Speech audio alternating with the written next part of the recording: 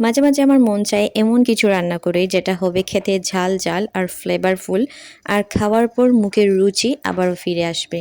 আর এই রান্নাটি ছিল সেই রকমই, ঠিক যেরকম চেয়েছিলাম, একদম পারফেক্ট স্বাদ। আর গরম গরম ভাতের সাথে এরকম একটা তরকারি হলে আর কিচ্ছু চাই না। আর আজকের এই মজাদার রান্নাটা আমি শিমের বীজ দিয়ে করেছিলাম। শিম হচ্ছে এমন একটা খাবার যেটা শীতকালে আমাদের সবার খুবই পছন্দনীয়। আর শীতের পাশাপাশি আপনারা শিমের বীজকে সংরক্ষণ করে বছরের যে কোনো সময় রান্না করতে পারেন।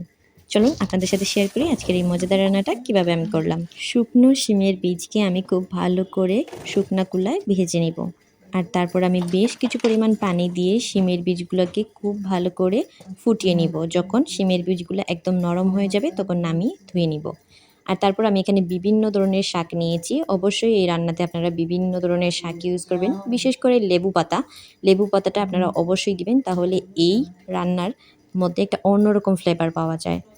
আর সবগুলো শাক আমি বেছে নিয়ে খুব ভালো করে কুচি কুচি করে কেটে এক সাইডে রেখে দিব। তারপর আমি চুলায় আবারও কড়াই বসিয়ে দিলাম, তার মধ্যে তেল দিয়ে প্রথমে রসুন দিয়ে দিলাম, তারপর দিয়ে দিলাম পেঁয়াজ। আর এখন আমি একে একে গুঁড়া মশলাটা দিয়ে দিব। প্রথমে দিব লবণ, তারপর হলুদ গুঁড়া, শুকনো লাল মরিচের গুঁড়া, আর সবশেষে দিয়ে দিব ধনিয়া গুঁড়া। সবগুলো উপকরণ দেওয়ার পর খুব ভালো করে আমি সব কিছুকে নাড়াচাড়া করে একসাথে মিশিয়ে দিব। আর তারপর পানি দিয়ে আমি মশলাটাকে কষিয়ে নিব। আর মশলাটা যখন খুব ভালো করে কষিয়ে নেওয়া হয়ে যাবে তখন আমি এর মধ্যে শাক দিয়ে দিব।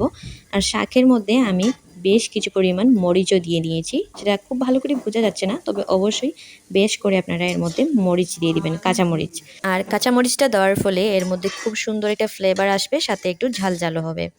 আর মশলাটাকে খুব ভালো করে কষিয়ে নেওয়ার পর আমি এর মধ্যে আগে থেকে সিদ্ধ করে রাখা বীজটা দিয়ে দিব। তারপর আবারও আমি বেশ কিছু সময় বীজটাকে এই মশলার মধ্যে কষিয়ে নিব।